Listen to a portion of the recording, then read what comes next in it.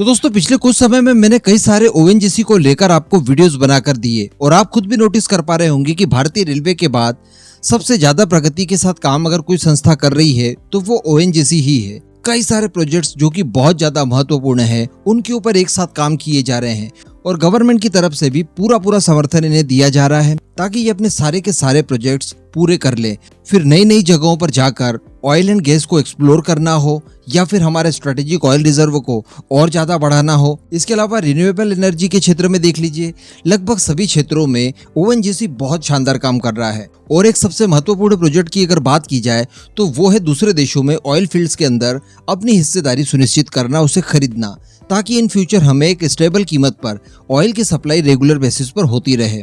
अभी दोस्तों इसी तरह के एक और प्रोजेक्ट के ऊपर ओएनजीसी काम कर रहा था और ये काम बताया जा रहा है कि काफी अच्छे तरीके से संपन्न हो चुका है और इसके चलते भारत को बहुत फायदा हो रहा है। बताया जा रहा है कि $43,000 पर डे के हिसाब से हमें बचत हो रही है। केवल वन टाइम खर्चा है, आप एक बार खर्च कर दीजिए, उसके बाद आप दशकों तक इस योजना का फायदा उठा सकते हैं और आपके बिलियंस ऑफ डॉलर्स इस दौरान बचाए जा सकते हैं। देखिए, भारत अपनी जरूरत का 85% क्रूड ऑयल तो डेफिनेटली विदेशों से खरीदता है, इंपोर्ट करना ही होता है, लेकिन 15% क्रूड ऑयल जो है वो भारत की जमीनों में अभी तक पाया जाता है। लेकिन समस्या ये थी कि इन्हें निकालने के लिए और निकालने के बाद इन्हें ऑयल रिफाइनरीज तक पहुंचाने के लिए हमारे पास प्रॉपर पाइपलाइन वगैरह उपलब्ध नहीं है। कुछ एक क्षेत्रों में है जरूर, लेकिन ज्यादातर क्षेत्र अभी तक इससे नदारद हैं और ये ऑयल एंड गैस जहाँ पर मिलता है आप समझ सकते हैं कि भौगोलिक कंडीशन वहाँ की काफी ज्यादा खराब होती है। तो ऐसी परिस्थिति में निकाला गया तेल हमें ट्रांसपोर्ट करना होता था टैंकर्स के माध्यम से, जो कि बहुत ज्यादा खर्चीला था, काफी ज्यादा टाइम टेकिंग था और इसके अलावा मौसम का इसके ऊपर असर पड़ता था। यानी अगर ऐसा मौसम है कि आप ट्रांसपोर्ट कर ही नहीं सकते ऑयल को, तो फिर आपका ऑयल रिफाइनरी तक नहीं पहुंच पाएगा, आप उसे रिफाइंड नहीं कर पाएंगे और मार्केट में फिर पेट्रोल डीजल की कमी देखने के लिए मिलेगी। तो दोस्तों इसके लिए सबसे बढ़िया समाधान ये होगा कि आप इसके लिए प्रॉपर पाइपलाइन डाल दीजिए। पाइपलाइन जब आप डाल देंगे तो ये हर मौसम में, दिन हो रात हो, किसी भी तरह की तकलीफ आपको नहीं आएगी और आपका ऑयल जो है वो डेस्टिनेशन तक बड़ी आसानी से पहुंच जाएगा। कुएं से निकालकर सीधे पाइपलाइन के जरिए जहां तक आपको भेजना है वहां तक ये चले जाएगा।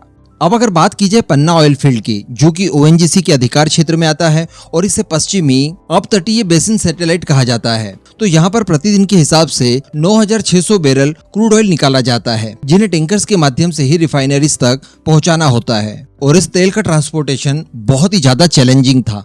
कुल 37 किलोमीटर लंबा सफर तय करना पड़ता था। उसके बाद हमारे द्वारा निकाला गया क्रूड ऑयल रिफाइनरीज तक पहुंचता था। लेकिन दोस्तों इसके लिए एक पाइपलाइन योजना लाई गई, जिसके जरिए पन्ना ऑयल फील्ड तक पाइपलाइन पहुंचाई जाएगी, जिसे कि 2 फेजेस में पूरा करना था, फेज 1 और फेज 2। इस दौरान कुल 37.5 किलोमीटर की एक पाइपलाइन सुव्यवस्थित हो जाएगी, जिसे सबसी पाइपलाइन कहा जाता है। तो अब बताया जा रहा है कि इस पाइपलाइन का काम सफलतापूर्वक कर दिया गया है और इस पाइपलाइन के शुरू हो जाने के बाद $43,000 पर डे के हिसाब से हमारी बचत होगी और अब अल्टीमेटली 9,600 बैरल प्रतिदिन के हिसाब से क्रूड ऑयल हमें टैंकरों में लाद कर उसके बाद डेस्टिनेशन तक पहुंचाने की कोई आवश्यकता नहीं रह जाएगी।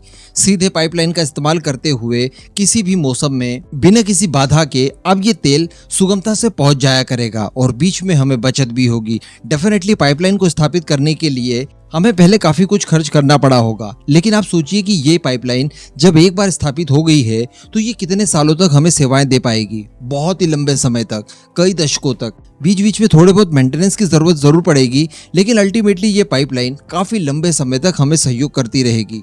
तो तब तक हमारा सोचिए कितना सारा पैसा बर्बाद होने से बच जाएगा। तो अल्टीमेटली ओएनजीसी जो है वो भारत के विकास में नए पहिए जोड़ रही है। इस बात की बड़ी खुशी हुई मुझे। इस पूरे मुद्दे पर अब आपका जो भी मानना हो नीचे कमेंट करके जरूर बताइएगा।